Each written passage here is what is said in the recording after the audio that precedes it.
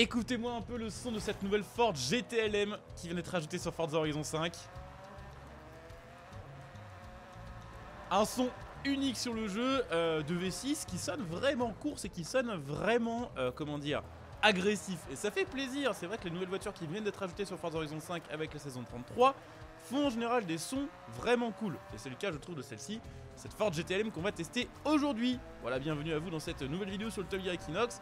Cette voiture c'est une des nouveautés de la saison 33 de Forza Horizon 5. Elle est à débloquer gratuitement en ce moment depuis ça va être le jeudi 25 avril 2024.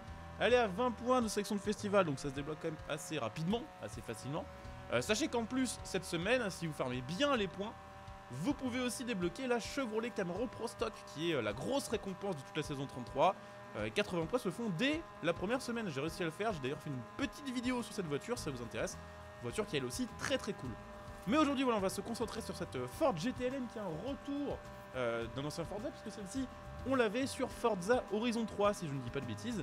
Elle avait elle aussi été ajoutée en mise à jour, avec il me semble un pack de voitures spéciales course. Donc là, elle est gratuite sur Horizon 5.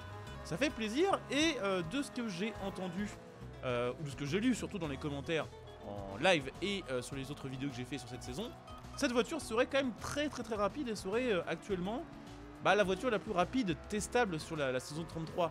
C'est-à-dire que oui, ils ont ajouté beaucoup de voitures de course DLC avec le fameux pack All Stars, mais celle-ci, qui est une voiture gratuite, apparemment aurait de meilleures performances une fois bien améliorée. Donc on verra ce que ça donnera. C'est vrai que d'origine, on a plutôt une bonne base, même si côté VMAX, bon ça a l'air d'être un peu limite, puisque je crois que là on est genre au max du max et il n'y a pas de 7ème, hein, vous entendez, là j'appuie sur la touche pour passer la vitesse. 295 km/h VMAX, mais surtout 530 chevaux pour 1300 kg, châssis course, V6 3.6 turbo, enfin 8 turbo même, si je ne dis pas de bêtises, 0 à 100 en 3 secondes et des poussières. Et surtout un super bon aéro. Cette voiture là, j'ai l'impression au niveau du feeling qu'elle a encore plus d'aéro que les voitures qu'on a testées. Alors évidemment ça c'est le karma, hein. C'est quand je dis un truc sur une voiture, un truc positif, il se passe toujours le contraire.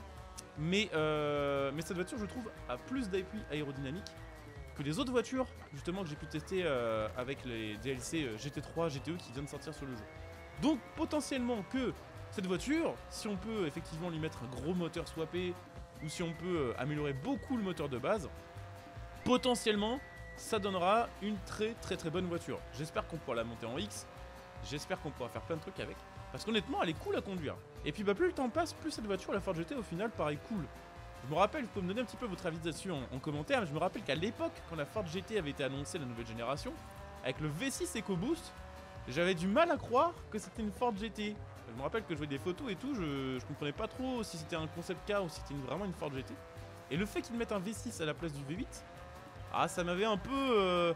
ça m'avait marqué. Voilà, c'était vraiment pour moi la première voiture à vraiment souffrir du downsizing, y compris sur les grosses voitures performantes. Mais c'est vrai qu'avec un peu de recul, au final, ce V6, il est très performant et il donne quand même des super résultats. Donc bon, après, voilà, ça n'imitera jamais le V8, ce sera jamais aussi cool, mais la voiture est quand même plutôt sympa. Allez, dernier petit virage. Le chrono qu'on fait pour l'instant est pas dingo, hein. Vous m'avez vendu du rêve dans les commentaires. Là, pour l'instant, bon, c'est pas un cauchemar non plus, mais c'est pas le rêve non plus. On fait combien? 3,31 je crois, hein. 3,31, 228... ça nous met 53ème du classement derrière la Viper, alors je sais plus quelle année c'était, et devant la Mosler MT 900 GT3, ce qui est pas mal. Mais on va bien sûr maintenant aller l'améliorer et voir un petit peu ce que ça donne avec les améliorations bien sûr. Bon c'est parti pour nos petites améliorations, on va voir un petit peu ce qu'on peut lui faire. Donc amélioration perso, on va commencer par regarder les swaps. Ok. Ok, ça va. Elle devrait effectivement être assez puissante avec le swap. Mais on va déjà l'améliorer sans le swap. On va voir un petit peu de quoi elle est capable, hein, tout simplement côté performance. Bon, on va pouvoir, je pense, atteindre presque le top S2. Cette voiture a l'air de monter assez rapidement quand même en 10 performance. Même si on ne change pas tant de trucs que ça, on a quand même gagné 70 points. Oui, c'est vrai qu'on est déjà en Gumslick forcément. Dès que vous voyez Michelin comme ça affiché sur des pneus, en général, c'est que c'est les Gumslick du jeu. Donc, en général, vous pouvez pas améliorer la tenue de route plus qu'avec des slicks. Bon, écoutez, ça me paraît pas mal, hein. On a gagné de la puissance, on a gagné du poids, et surtout, ouais, 2,5 en latéraux, c'est 0,1 de plus que les voitures du pack GTE GT3 avant réglage. Bon bah c'est parti pour le deuxième test, hein. On va voir un petit peu de quoi elle est capable avec les améliorations. Bon, forcément là on doit gagner du temps. C'est obligé avec la différence d'indice perf qu'on a. Je pense qu'on gagne 10 secondes. Ça doit faire un peu comme toutes les voitures justement du pack qu'on a testé, qui commençaient aux alentours de S2 910 et qui étaient aux alentours de S2 960 ou 970 avec les améliorations. En général on gagnait 10 à 15 secondes de chrono. Donc normalement là on est censé passer aux alentours des 3.15. 3.15, 3.16 peut-être. Peut-être mieux que ça, on va voir, peut-être qu'on aura une bonne surprise. Après la bonne nouvelle là c'est qu'on a une boîte 7. Donc on a pu jouer un peu sur la VMAX quand même. Et regardez, putain elle tourne ultra bien, hein. Alors là par contre je dois avouer qu'avec l'appui réglé justement j'allais y venir avec les fameux jets latéraux modifiés. Elle tourne ultra bien. Je sais pas à combien de jets latéraux max elle monte. Oh, ah non elle est OP de fou, hein. Elle est OP de fou. Je m'attendais pas à avoir une si bonne tenue de route avec cette voiture là, sachant que de base bon c'était bien mais c'était pas incroyable non plus. Là c'est vraiment très bien pour le coup. On va voir ce que ça va donner sur la portion de fin de course, mais là sur bah là c'est simple, hein. Depuis qu'on a quitté Guanajuato, j'ai l'accélérateur à 100% tout le temps, hein. Donc ça promet. Ça promet et là ouais je pense qu'on va effectivement gagner beaucoup de temps sur le chrono, hein. Ah elle est cool. Franchement elle est sympa cette voiture là parce que le style est cool. La livrée on va dire, le kit carrosserie course est sympa. Bon l'intérieur après on aime ou on n'aime pas les voitures de course, mais ça voilà forcément hein, ça fera peut-être un peu la différence pour vous. Mais bon, l'esthétique générale est sympa. Le son de la voiture est super cool. Son unique hein, sur le jeu, en tout cas, je crois.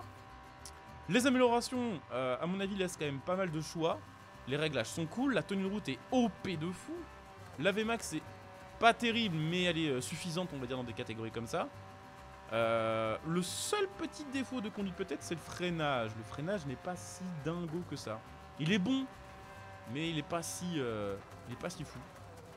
Ouais, oui, ici on a bien freiné et tout, mais je sais qu'il y a plein de fois on a freiné beaucoup plus tard qu'ici, en arrivant plus vite. Et c'est passé quoi. Là on était vraiment, je pense, à la limite de rater le virage. Donc bon, petit défaut sur le freinage, mais tout le reste c'est super cool. Franchement, je pense pas qu'on puisse dire que cette saison est pay to win. Il y avait beaucoup de gens qui disaient que le DLC GT3 GTE avait malheureusement jeté beaucoup de voitures un peu cheatées qui étaient payantes, que tout le monde ne pouvait pas avoir. Mais je pense que les gens disaient ça tout simplement parce qu'ils n'avaient pas eu encore la possibilité de débloquer la GTLM et de tester les voitures de la nouvelle saison. Parce que bah, on a ça qui est quand même, à mon avis, plus rapide au final que les voitures du pack. Et on a la Camaro Pro Stock qui est tout simplement gratuite elle aussi et tout simplement surtout devenue la meilleure voiture en accélération du jeu. Donc Forza Horizon 5 semble ne pas faire comme Motorsport. Ils ont des scrupules quand même chez Horizon 5 à ajouter des voitures, on va dire, vraiment rapides qui seraient derrière des paywalls. Vraiment, pour le coup, ils sont pas comme Motorsport, où Motorsport, ils se réveillent un matin, ils ajoutent la Valkyria MR Pro en DLC et c'est la meilleure voiture du jeu. Là, c'est quand même pas pareil. 3.14 523. Qu'est-ce que ça donne? Oh, c'est pas si fou que ça, hein. On est 69ème du classement derrière la Huracan Evo améliorée et devant la Elemental P1 améliorée. Donc c'est pas dingo. Mais heureusement il nous reste une carte à jouer, la carte du swap qu'on va aller. Alors, le petit swap. Normalement c'est là que les choses sont censées décoller. Hop, les 4 roues motrices aussi. Comme ça, bon, on gérera plus facilement la puissance. Je pense qu'on va dépasser les 1000 chevaux. Ah bah oui, largement, oui. 1315, d'accord, ok, très bien. Putain, je me rappelle pas qu'à chaque fois il est si puissant ce swap. 1460 chevaux. En sachant que ce swap au final c'est un peu RP. Puisque ce swap là c'est aussi un V6 EcoBoost en fait. Donc en vrai ça passe large. Je crois que c'est le swap d'un pick-up Unigan il me semble. Donc 1460 chevaux, on reprend un peu de poids mais on a fait x2 de la puissance. Donc bon, ça devrait quand même plutôt pas trop mal marcher cette affaire. Let's go pour le test final. Voir un petit peu ce que ça donne. On est en X, hein. On est en X 999 et on est largement en X. C'est pas genre on a mis la dernière amélioration et on est passé en X. Non, c'est là on a mis un quart des améliorations était déjà en X. Donc normalement c'est une fusée. Normalement on dépasse les 400, normalement on a un putain d'appui, normalement on a une super caisse. Et normalement on est capable de faire largement moins de 3 minutes à mon avis vu la gueule des stats en fait. Donc on va voir. Mais c'est censé être quand même pas de la merde. Bon, on a peut-être perdu un tout petit peu en tenue de route là avec les 4 roues motrices, mais franchement vous voyez elle reste très très maniable. Je ne peux que vous conseiller de la débloquer. Hein. Oh, elle est cool. Non, non, elle passe vraiment bien. On a failli se faire trottoirer ici. Elle est OP de fou. Hein. C'est pas la nouvelle meilleure voiture du jeu. Je sais bien que là, côté performance, on a déjà fait mieux avec d'autres bagnoles. Elle est pas... Elle a peut-être... C'est con à dire, hein, mais il manque peut-être 200 chevaux. Il manque 200 chevaux et elle serait au moins, à mon avis, dans le top 5. Mais là, je pense qu'il y a moyen qu'elle rentre dans le top 10, en fait. C'est déjà très bien.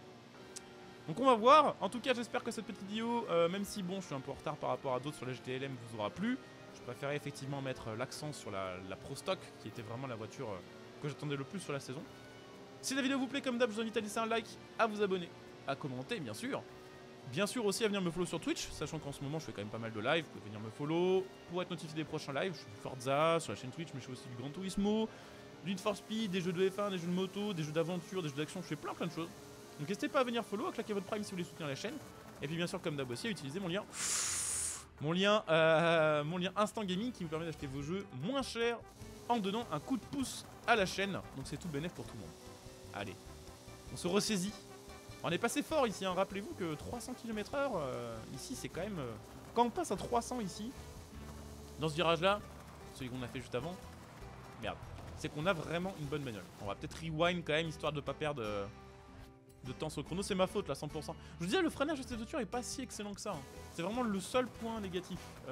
J'ai pas vu au niveau des stats si elle était à 10 ou quoi, mais je pense qu'elle mérite un 8,5 ou un truc comme ça. Genre, on a vu bien mieux côté freinage, on a vu bien pire aussi, hein. On a vu bien mieux. Donc maintenant, on va essayer de se concentrer pour faire les meilleurs derniers virages possibles, histoire de se mettre bien. Alors, on est bien, hein, 2,08 ici. C'est pas dégueu quand même. Hein. Ça, à mon avis, moins de 3 minutes, c'est 100% sûr. À moins qu'on tombe en panne. À moins que, je sais pas, on pète les turbos, qu'on fasse une casse turbo, casse moteur d'ici l'arrivée. Normalement, c'est moins de 3 minutes. Ou à moins que j'ai plus de piles dans ma manette, mais bon, normalement, c'est bon. Allez. Ah ouais, c'est sûr, c'est 100%. Putain, mais ouais, 2,30, c'est pas souvent. Hein. C'est pas souvent ça. Je pense que c'est top 10. Allez.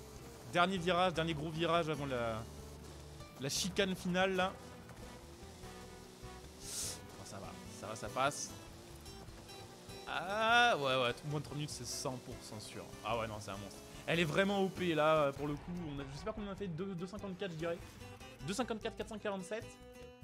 Oh, elle est pas dans le top 10. Oh, je suis deg, elle est 12ème. Elle est 6 dixièmes derrière la Corsa, la M12 Corsa qui est dans le top 10. On est vraiment pas loin, c'est une très bonne voiture. Un top 10 sur... enfin, top 12 sur 800 voitures du jeu. C'est quand même pas mal, quoi. Hein. Donc voilà, très bonne voiture que je vous recommande de débloquer. C'est gratuit, profitez-en, ça compte pour la collection. Puis elle est super cool et super son. Voilà, je coupe cette vidéo ici, je vous dis à très bientôt. Bon jeu à tous, ciao.